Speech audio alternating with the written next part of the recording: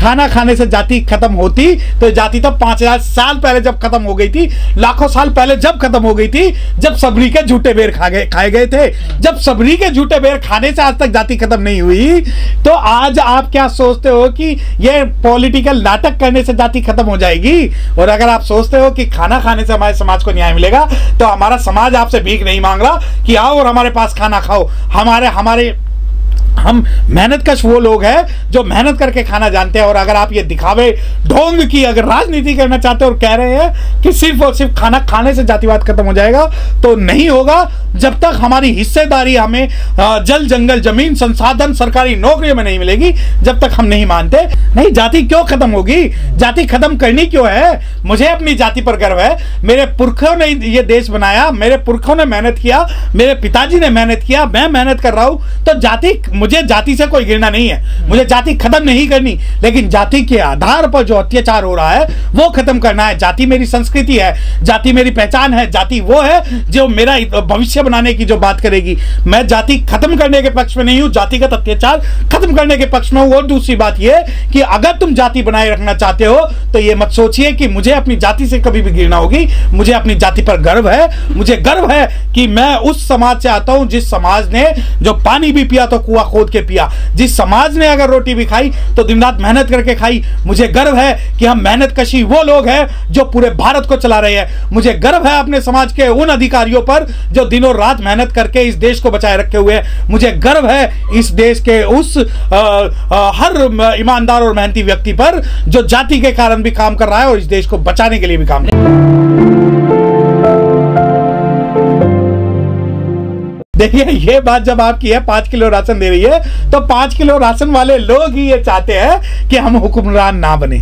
उन्हें लगता है कि हमारा जो भला है वो फ्री बिजली और फ्री पानी में है। उन्हें लगता है कि हमें 5 किलो राशन मिल रहे हैं। क्योंकि आज मैं आपको बताना चाहता हूं कि ये दुर्भाग्य है अपने समाज का कि हम राजनीतिक रूप से आज भी एक सोच नहीं रख पाए हैं। हम राजनीतिक रूप से अपनी सरकार नहीं बना पाए हैं। अगर मैं आपको बताना चाहता हूं, हमें पट्टे दिए गए एक सरकार के द्वारा, उन पट्टों के दिए जाने के बावजूद हमारे लोगों ने उनका विरोध किया, परंतु 5 किलो राशन खा के वो आज भी उनकी जो गुणगान कर रहे हैं। ये नया नहीं है हैदराबाद के अंदर। हैदराबाद से पहले दक्षिण भारत में कई ऐसे केस हुए, उत्तर प्रदेश में कई ऐसे केस हुए हैं। और मैं आपको एक बात बताना चाहता हूं, मैं तो एक बात मानता हूं कि शेर का भाई बघेरा, एक कुदेनो दूसरा तेरा।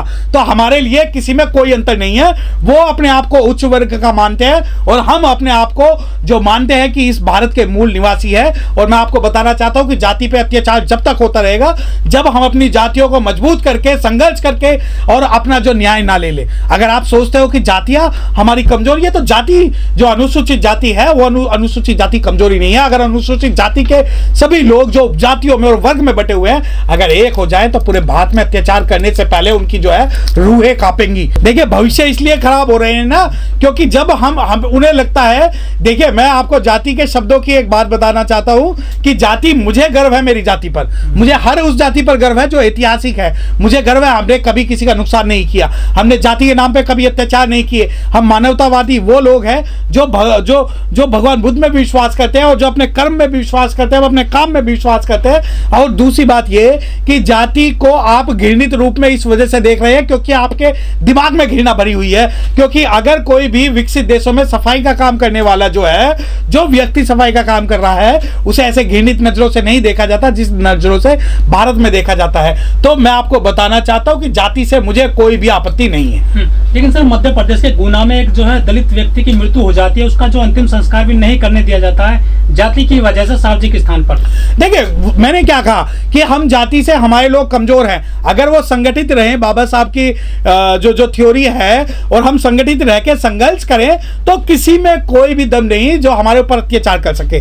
परंतु कहीं ना कहीं हमारे समाज की कमजोरी है कि हम जातियों में बटे हुए हैं, हम उपजातियों में बटे हुए हैं, और जब लड़ाई की बात आती है तो हम कहते हैं कि फलाने जाति के लोगों के साथ घटना हुई है, हमारे साथ नहीं हुई। उत्तर प्रदेश के अंदर मैं आपको बताना चाहता हूं कि उत्तर प्रदेश के अंदर अनुसूचित जाति की एक जाति ने इतना विकास किया कि लोग जो है, आप मुझे बताइए कि जब वहां बहुजन समाज पार्टी की सरकार थी उत्तर प्रदेश के अंदर कितने जातिगत अत्याचार हुए। आप जब इसकी बात करते हैं कि गुना में ये बात हुई, ये बिहार, उत्तर प्रदेश और मध्य प्रदेश, छत्तीसगढ़ ये हब है, ये अड्डे हैं जाति के, और आज भी यहाँ जातिगत अत्याचार होते हैं। परंतु जिस जगहों पर, जिस जिलों में हमारे जो लोग मजबूत हैं, वहां आज भी जातिगत अत्याचार जो कम है। सर, जाति का अत्याचार होता है, लेकिन जो जाति के आधार पर MP MLA बने हैं कोटे के आधार पर, वो कहीं भी मुखर नहीं होते इन अपराध को लेकर। देखिए, बाबा साहब डॉक्टर भीमराव अंबेडकर साहब ने जब पूना पैक्ट किया था तो उनका अंदेशा बिल्कुल सही हुआ था कि ये पूना पैक्ट के लोग हैं जो कभी मुंह नहीं खोलेंगे, क्योंकि अगर हमारे पास ड्यूल वोटिंग राइट होता तो शायद ये मुंह खोलते।